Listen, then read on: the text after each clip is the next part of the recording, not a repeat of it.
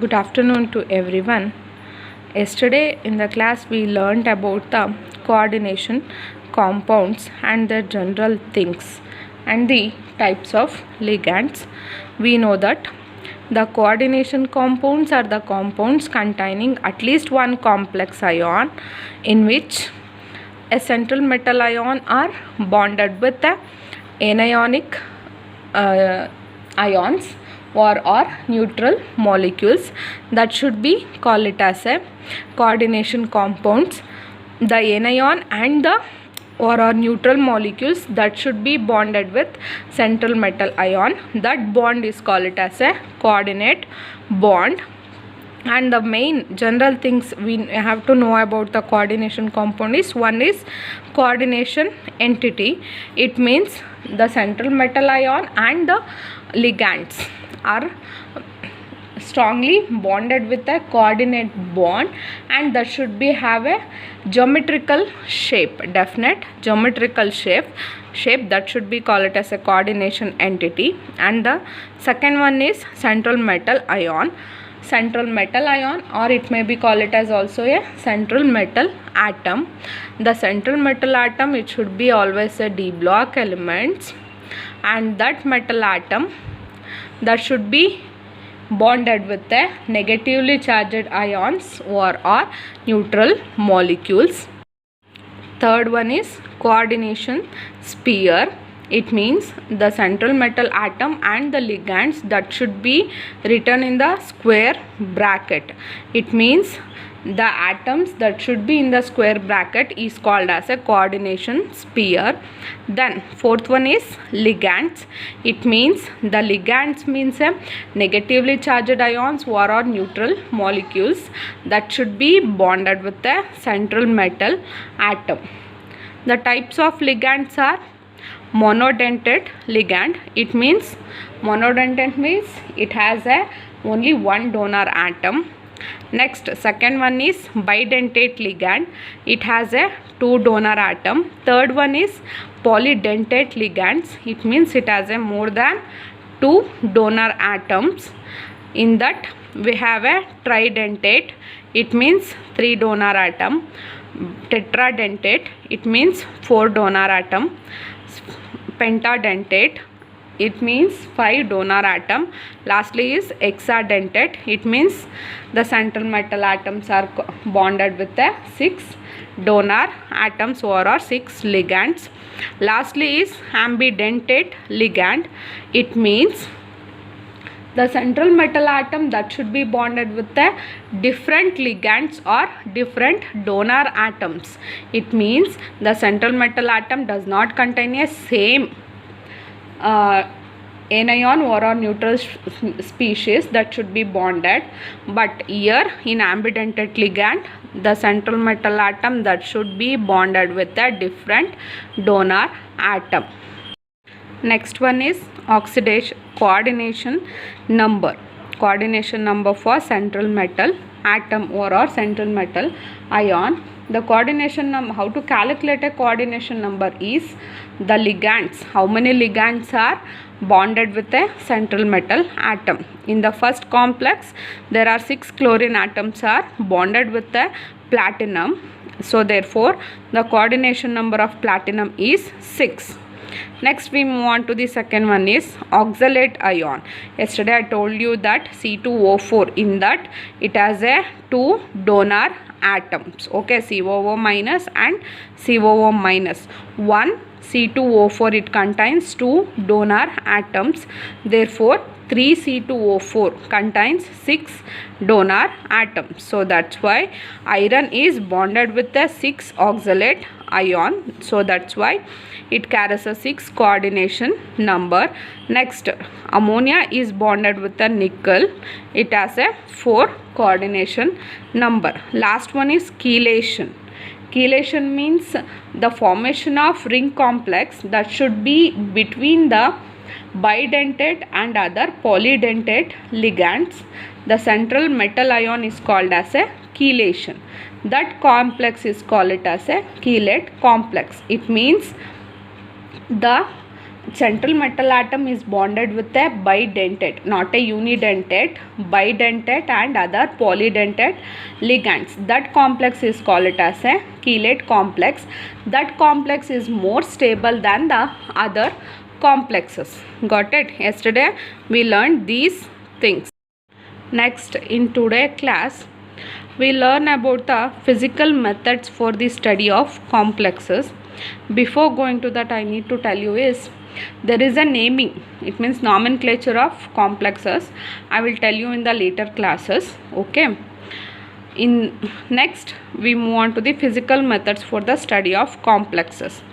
In our mind, you have to know about that. Coordination compound means the compounds are in complexes. Okay, the central metal atom that should be bonded with the ligands. Okay, in that first one is conductometric method. Conductometric method. Second one is change in pH. Third one is change in color. Got it? First one is conductometric method. We know that conductance is inversely proportional to the resistance. Okay, in conductometric method, we have to measure the molar conductance for complexes. We have to measure the molar conductance for complexes. Molar conductance means we have to determine the concentration of 1 mole of electrolyte present in the solution. 1 mole of electrolyte present in the solution. In that, we have to measure a molar conductance that should be denoted by delta M. Molar conductance is measured at large dilution. Large dilution means the concentration will be what? The solvent particles should be in high.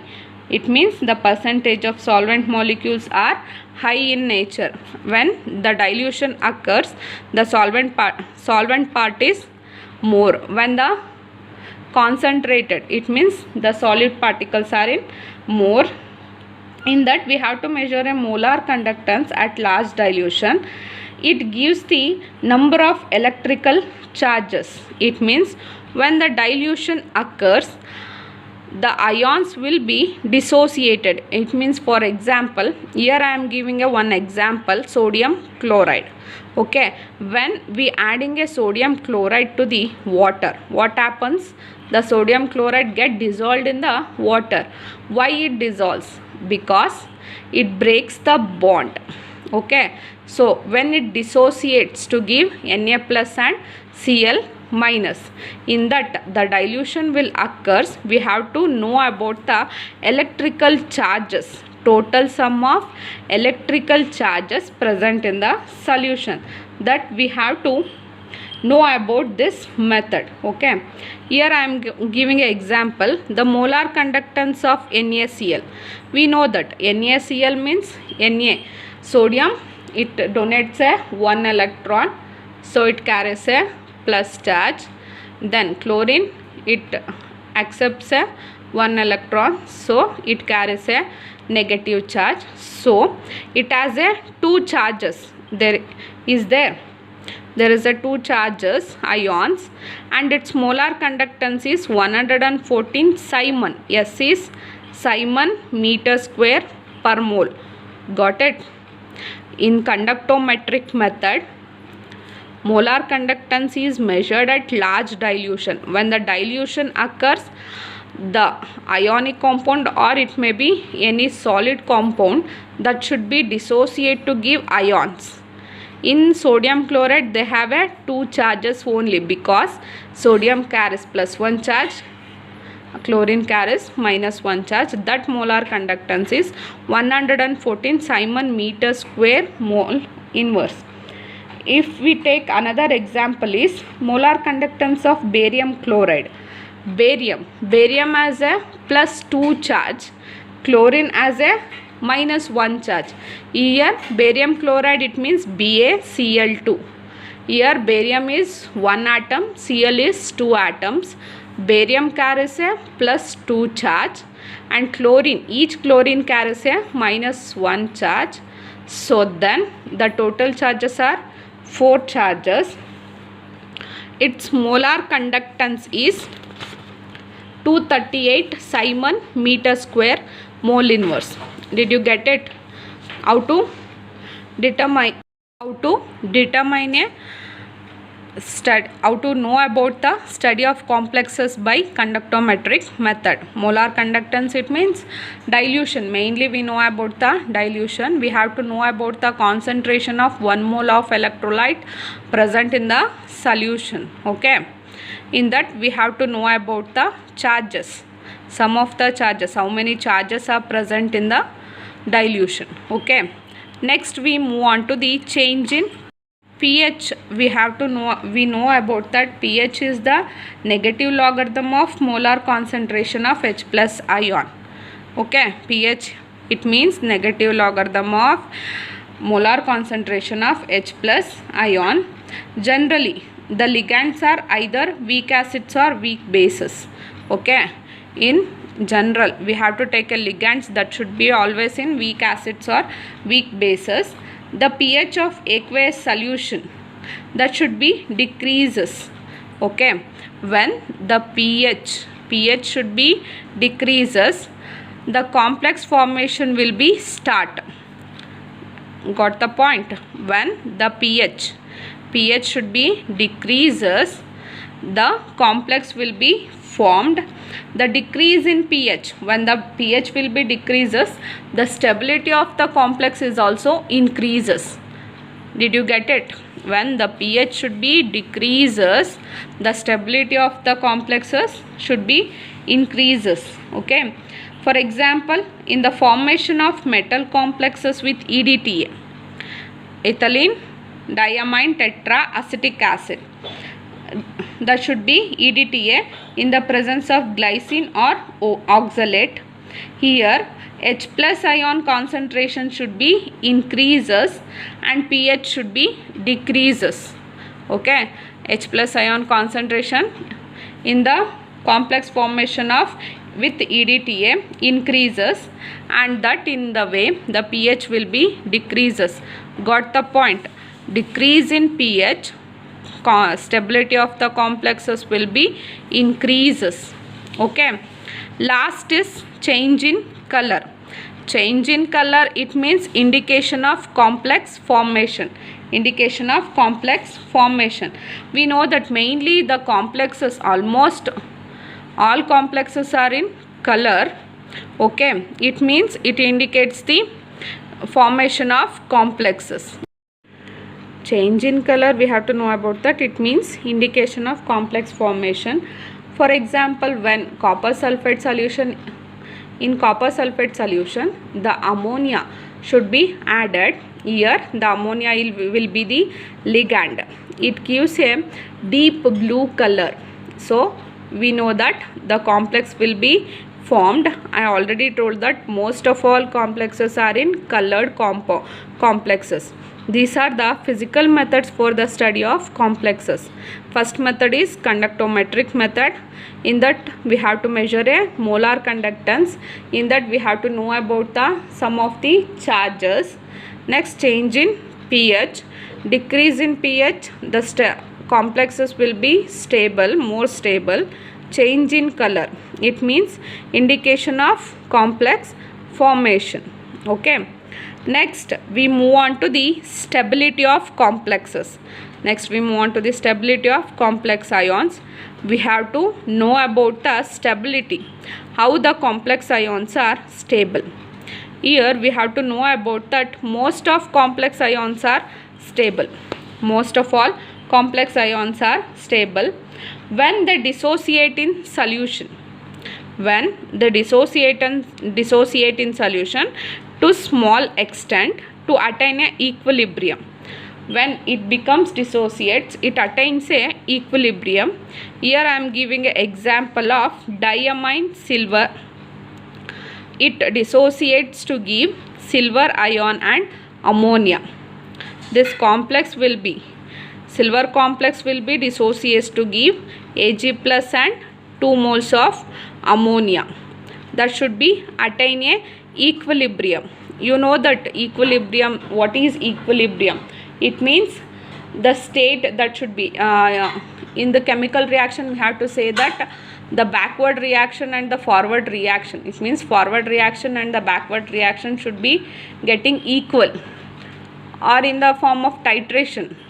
We have to say that in acid base titration, the molar concentration of H plus ion and the OH minus ion should be in equal. The number of H plus ion and the OH minus ion will be equal. That state we will call it as a equilibrium state. I told you that most of complex ions are stable. That should be when dissociate the complex, that should be give a small ions. Here silver ion is dissociate to give Ag plus and ammonia. We have to write a equilibrium constant. Okay, this K will call it as a dissociation constant or equilibrium constant. We know that how to write a equilibrium constant. The ratio of molar concentration of the products and molar concentration of the reactant. Got it? Equilibrium constant or dissociation constant is defined as the ratio of the molar concentration of the products to the molar concentration of the reactants. Here we are writing molar concentration. We have to write the molar concentration in square bracket. Okay, don't miss it. Here we are writing molar concentration of Ag plus ion into molar concentration of ammonia. Okay, here 2 moles of ammonia, we have to write a moles, that should be in the power. Okay, the next molar concentration of the reactant, the dissociation constant is 6 into 10 to the power of minus 8. Here thus degree of dissociation of complex, this complex is too small. Here I am writing 6 into 10 to the power of minus 8. You have to think about that. That is 0.000006. That should be very small. Then the complex will be highly stable. Here we know that we know the one point, that is the dissociation constant will be low. The complex will be highly stable. Got the point? The dissociation constant will be low, the complex should be in highly stable. Next, here we are knowing about mainly stability constant. I am writing here stability constant is K prime. That should be reciprocal of the dissociation constant or equilibrium constant.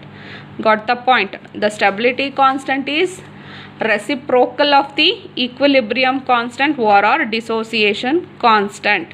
Got it? K prime is equal to 1 by K. So that's why I will tell you the dissociation constant is small, the stability constant will be more. Did you get the point? This is about the stability of complex ion. I will tell you once again. Most of complex ions are stable when they dissociate in solution to the small extent to attain a equilibrium. Got it? Here I am taking a example. It dissociate to give Ag plus and ammonia, and we have to write a equilibrium constant or dissociation constant for this complex.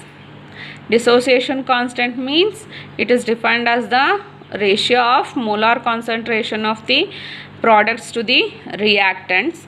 The equilibrium constant for this reaction is too small, so the complex will be highly stable because stability constant is inversely proportional to the dissociation constant. Got it? These are all about stability of complex ion. Next we move on to the factors affecting stability of complexes. It means what are the factors should be affect the stability of complexes. There are 3 factors are there. First one is nature of central metal ion. Second one is nature of the ligand. Third one is the chelate effect. These are the 3 factors that should be affect the stability of complexes. In that, first one is nature of central metal ion. What should be the effect the central metal ion on the stability of complexes? Mainly the oxidation state of the central metal ion that should be affect the stability. It means the oxidation state that should be directly proportional to the stability. Got the point? Oxidation state that should be directly proportional to the stability. It means greater the charge on density of central metal ion, greater the charge on density of central metal ion, greater will be the stability of its complexes. It means the charges on density, the charge of density on central metal ion, that should be high. It means the charges will be increases, the stability of complexes is also increases. Got the point? It means, for example, sodium, the oxidation state will be attained when the electron should be donate or accept. Okay, when sodium it donates a 1 electron, it gets a +1 oxidation state. Got the point? And also barium, when we consider a barium it donates a 2 electrons, so that's why it carries a +2 charge. Here the oxidation state will be increased. No, when the oxidation state will be increases, the stability of complexes is also increases. Got the point? So that's why oxidation state is directly proportional to the stability. This is the first point.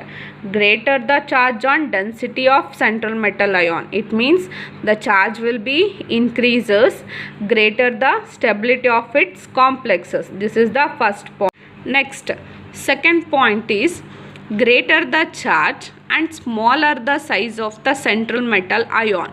It means the charge will be increases and the size will be decreases, the central metal ion, greater the stability. I already told that the central metal ion means the metal carries always a positive charge.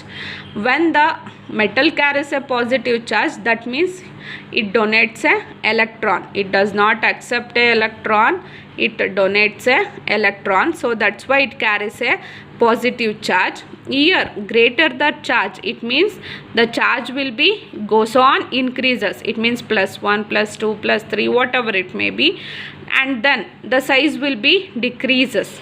Because for example iron, we have to take an example for iron. It has a 2 ionic state, Fe+2 and Fe+3.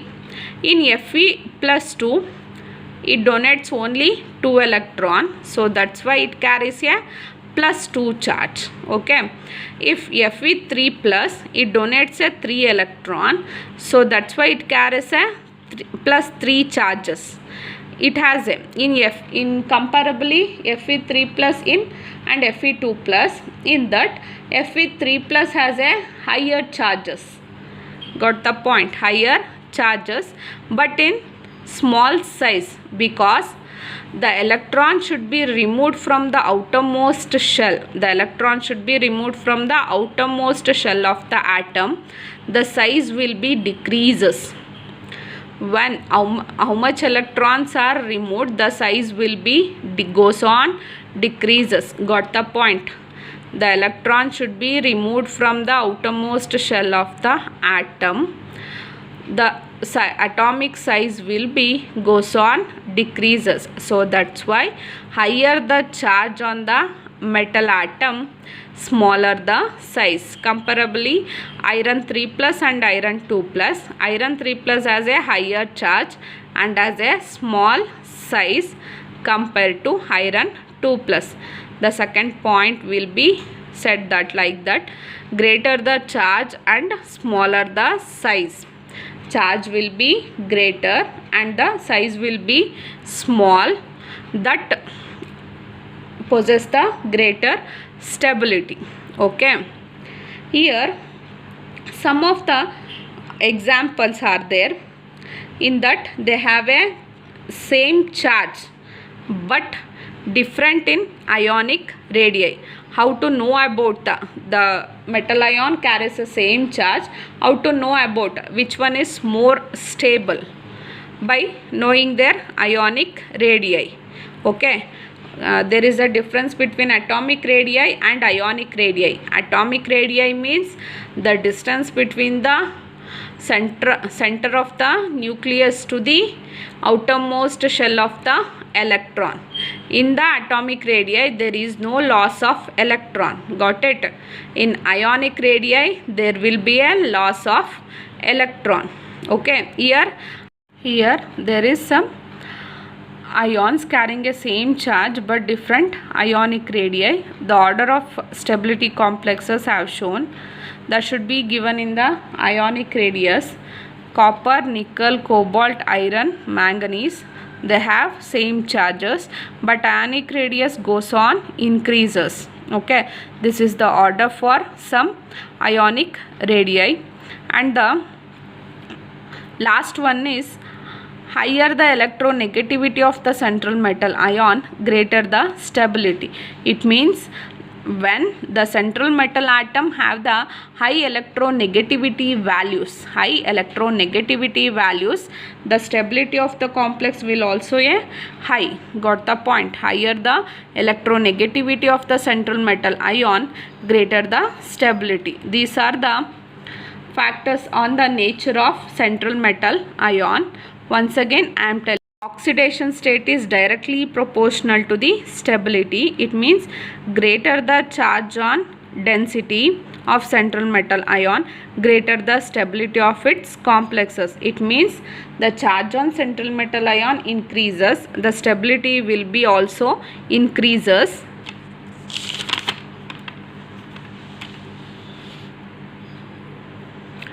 Next, greater the charge and smaller the size of the central metal ion. It means the charge will be high, the size will be low. It also shows a stability of complex ion will be high. There is some ions carrying a same charges that should be differ from their ionic radius. Higher the electronegativity of the central metal ion, it means the central metal ion have a high electronegative values, greater the stability. Okay, next will be the nature of the ligand. I will explain you in the next class. In today's class we learn about the nature of the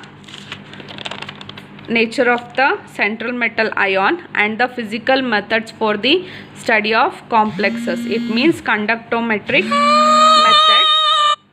Today's class we learn about the physical methods for the study of complexes. In that, first one is conductometric method, change in pH, change in color, and also we learn about the stability of complex ions. The most of complex ions are stable. Stability complex is the reciprocal of the dissociation constant. It means the stability constant will be more when the dissociation constant will be less. Then factors affecting the stability of complexes, they have a 3 factors are there. First one is the nature of central metal ion, second one is the nature of ligand, third one is the chelate effect.